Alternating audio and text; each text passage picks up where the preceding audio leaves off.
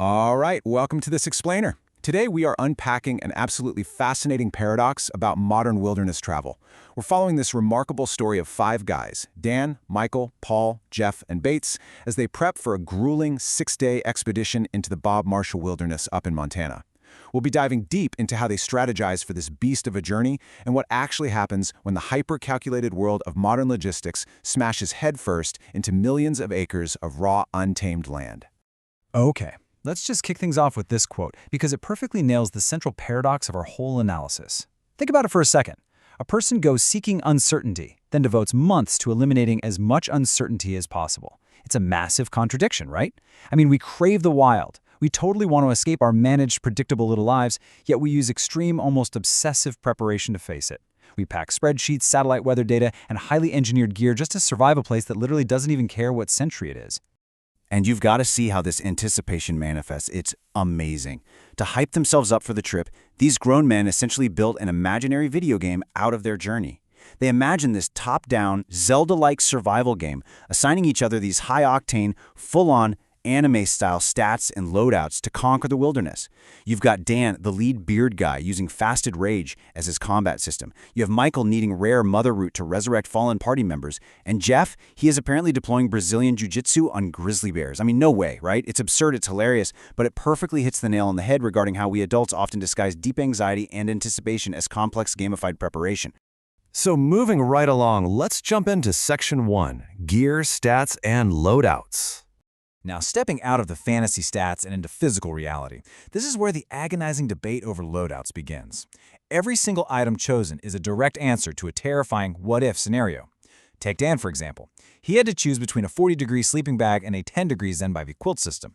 Ultimately, the warmer system won out. Why? Because, well, mountain valleys simply do not care about your iPhone weather app. In the wilderness, anything that absolutely must remain dry or warm requires the satisfying heavy-duty redundancy of a lunar mission.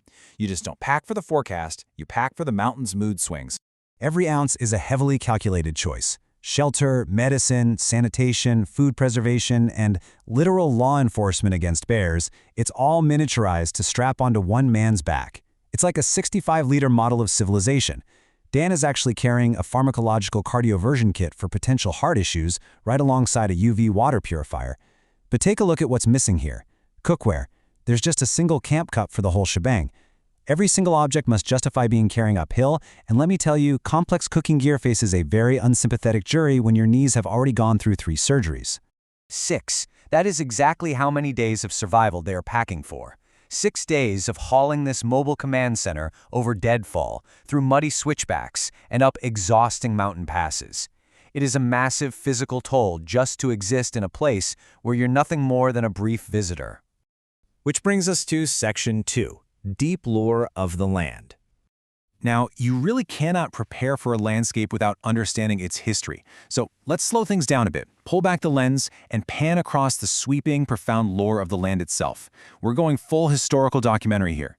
Beneath the gear spreadsheets and the trail reports lies a deep, ancient history. To truly grasp the scale, the Bob, as it's affectionately known, isn't just some scenic park with fences and paved overlooks. It is a massive ecosystem, over 1.5 million acres of linked wilderness astride the Continental Divide. It's a place large enough to contain the daily work of an entire food chain. Animals like grizzlies, wolves, and wolverines live their entire lives here without ever seeing a paved road.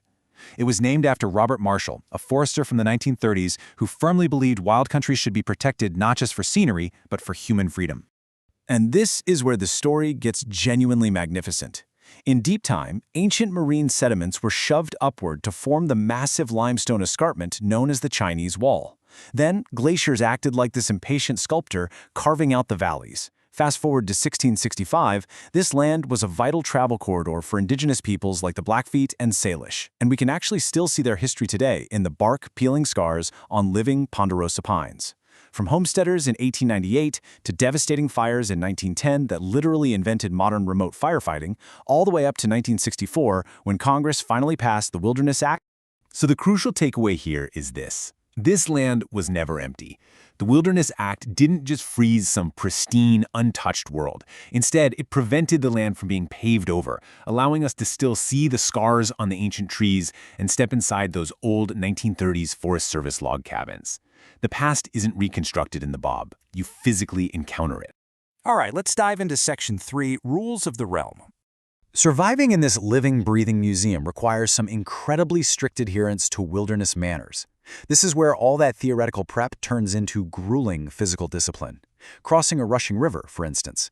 Yeah, it's not about looking like an elegant action hero. It's a deliberate, unglamorous, and deeply unromantic procedure to simply keep you alive.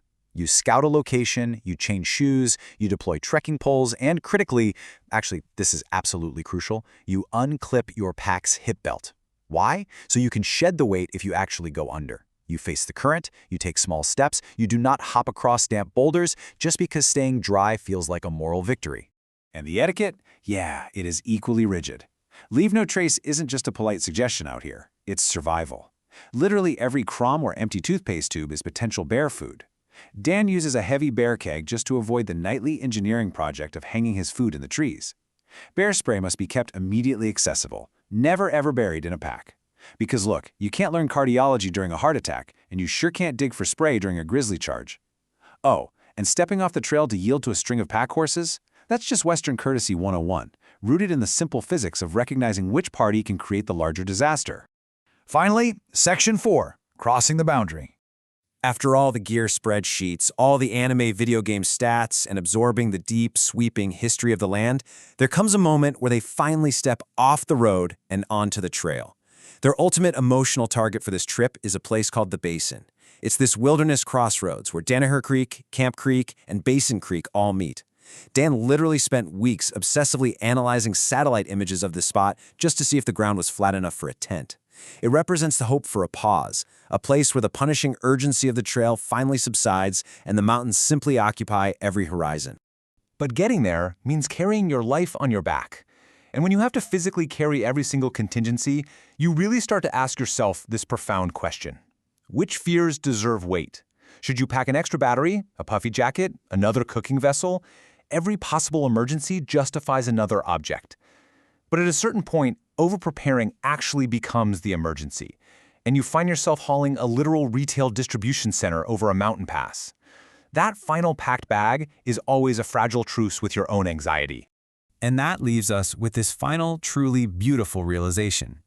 The satellite maps, the high-tech sleeping bags, the carefully chosen river shoes, they can only get you so far.